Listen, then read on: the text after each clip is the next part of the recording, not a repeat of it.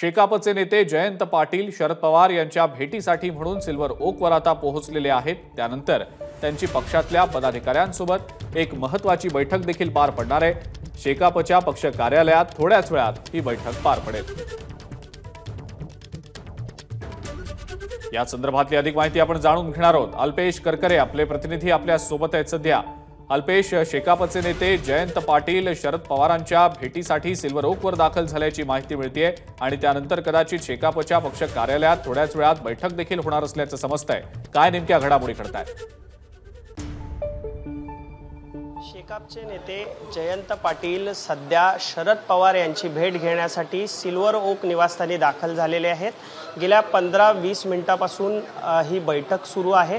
नक्की या पराभवामागची कारणं काय आहेत, कुठली मतं फुटली आणि पुढे काय करायला हवं या संदर्भात जयंत पाटील आणि शरद पवार यांच्यात चर्चा सुरू असल्याची माहिती मिळते।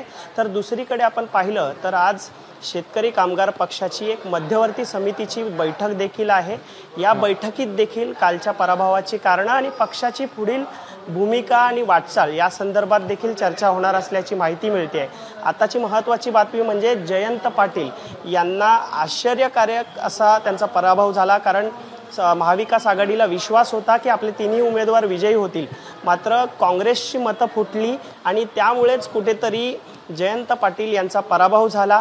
आणि याच मागची कारणं काय आहेत, कोण ते फुटीर आमदार आहेत, आता जे आमदार फुटलेले आहेत त्यांना सोबत घेऊन चालत असताना पुढे महाविकास आघाडीची भूमिका काय या संदर्भात देखील चर्चा आता यामध्ये आजच्या बैठकीत केली जाणार। पराभवाची कारण मीमांसा नक्कीच केली जाईल। धन्यवाद अल्पेश, ही माहिती दिली त्याबद्दल।